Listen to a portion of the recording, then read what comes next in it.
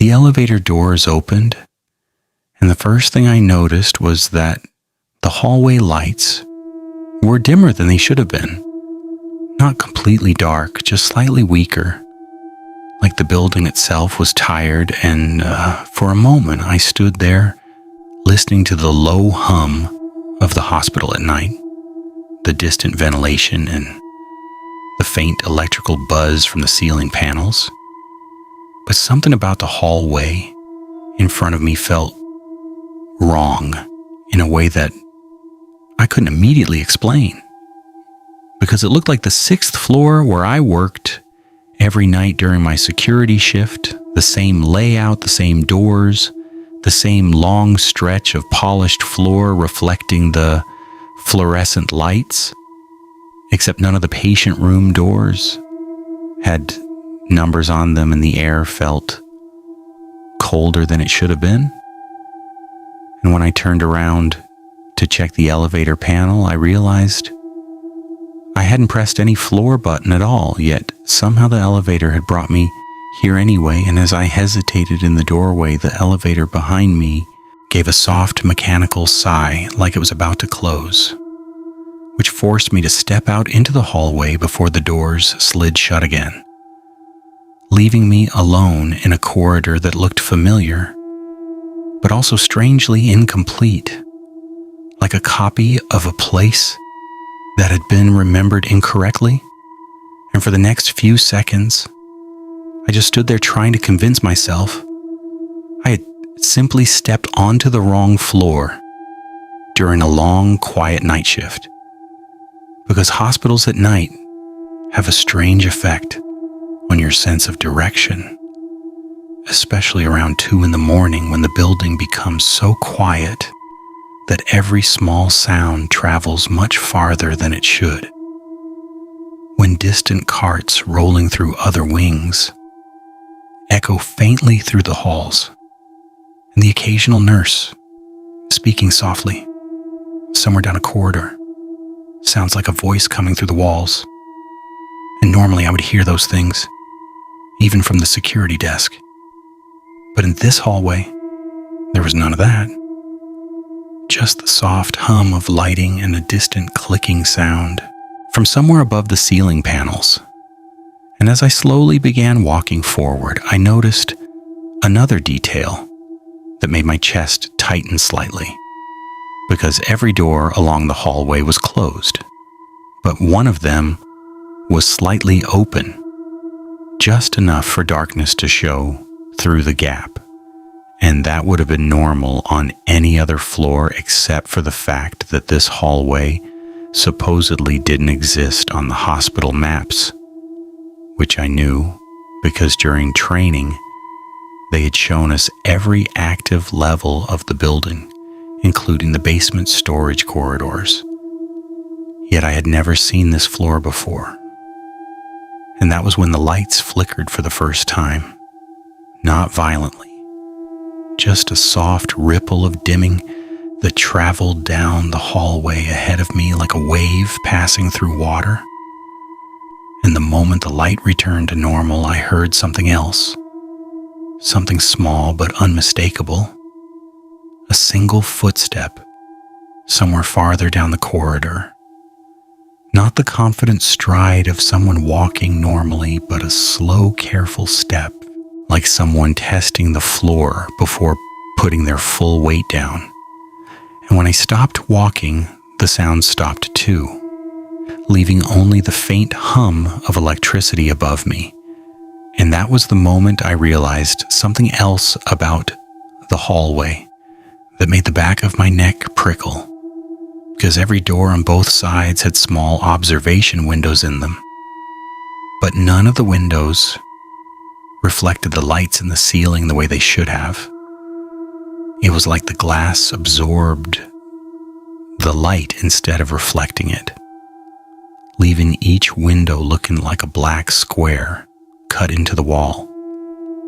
And after a few seconds, I slowly turned around to head back to the elevator, because the longer I stood there, the more the silence felt unnatural.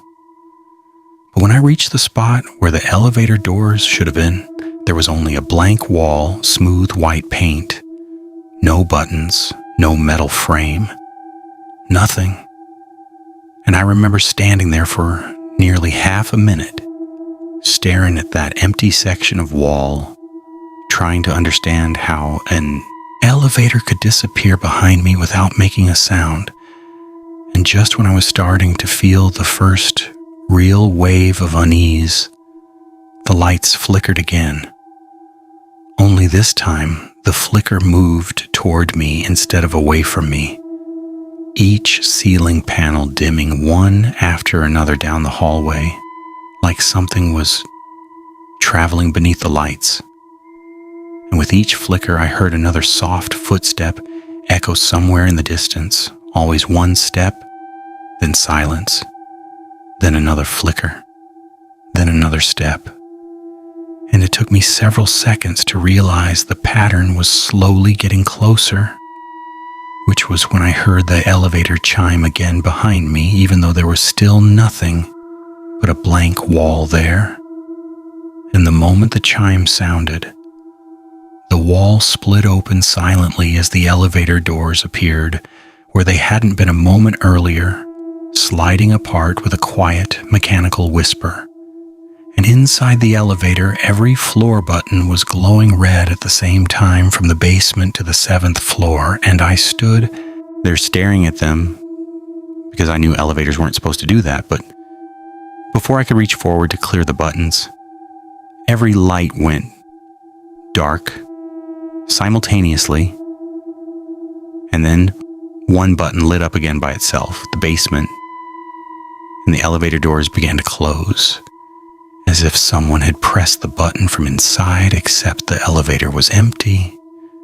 And as the doors sealed shut, the hallway lights flickered again, and somewhere down the corridor, another careful footstep echoed in the silence, followed by another and another, slow and patient, like someone learning the rhythm of the building. And for the rest of that night, the hospital never sounded quite the same again, because every few minutes, another strange pattern appeared, the middle elevator moving between floors without opening its doors, the hallway lights dimming in slow waves that traveled through the ceiling panels, the security phone ringing once with nothing but breathing on the other end before the line went dead, and then around 3:15 in the morning, the elevator arrived again, with a small printed paper taped to the control panel that read, "Do not ride after 3:15," which I removed immediately, thinking it was some kind of joke left by a maintenance worker. But the moment the elevator doors closed again, they began moving downward on their own toward the basement level, where the hospital kept its storage rooms and old maintenance corridors. And even though I knew I shouldn't follow it, something about the quiet emptiness of the hallway made it impossible to ignore, because by then the lights had started flickering in the same pattern again, traveling slowly toward the elevator as if the building itself was guiding something through the corridors. And when the elevator finally opened on the basement level, the air inside felt colder than the rest of the hospital, like the ventilation hadn't been running for years. And the basement hallway stretched out in both directions, lined with storage, doors and metal pipes overhead that ticked softly as water moved through them. And at the far end of the corridor, there was an elevator I had never seen before, older than the others, with dull metal doors and a small control panel beside it, containing only 2 buttons, one labeled up and the other labeled 8, even though the hospital only had 7 floors. And while I stood there looking at it, the elevator behind me closed quietly and began rising back through the building with the number 8 glowing above its door. And a moment later, the old elevator at the far end of the basement chimed softly and its doors slid open into darkness. The interior lights off. The inside completely black, except for the faint sound of breathing coming from somewhere within the shadows.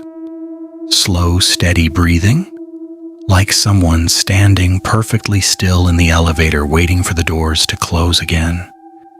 And after several seconds, the breathing stopped and a single button inside the darkness lit up by itself. The number 8, glowing softly in the dark.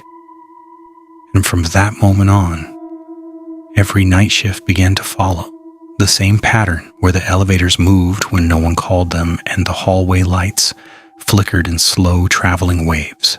And sometimes, when the hospital grew quiet enough, I would hear a single careful footstep somewhere in the distance, followed by another several minutes later. Like something was slowly learning the layout of the building, one corridor at a time.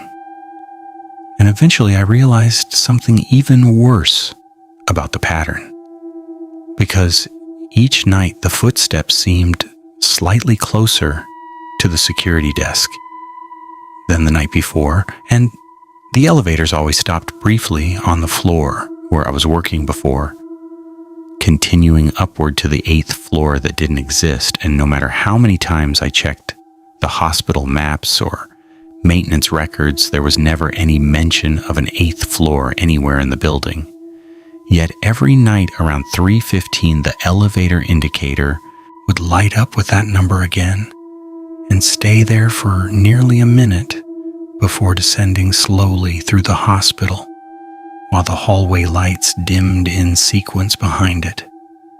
And sometimes when the doors opened, there would be nothing inside at all, except the faint smell of cold air and metal. But once or twice, I noticed something else reflected in the elevator mirror. It wasn't visible when I turned around, a shape standing somewhere in the hallway, behind me just outside the reflection, tall and still and patient, like it had been there longer than I had. And the strangest part was that the hospital staff never mentioned any of it. Not the moving elevators, not the flickering lights, not the occasional phone call filled with quiet breathing that would end the moment I spoke. And after a few weeks, I began to understand why. Because the longer someone works the night shift in a building that large, the more they begin to notice patterns that are easier not to talk about, especially when those patterns slowly begin to center around you. And now every night, when the elevators begin moving by themselves and the lights ripple through the hallways toward the security desk, I simply watch the indicator above the door, waiting for the number 8 to appear again, because it always does eventually. And when it does, the elevator doors always open even if I never press the call button. And sometimes when the doors slide apart, I can hear breathing inside before the lights turn on. Slow, quiet breathing, like someone who's been standing there for a very long time waiting for the elevator to arrive. And lately I've begun noticing something even stranger about the hospital during those moments, something I didn't notice during my first few weeks working here.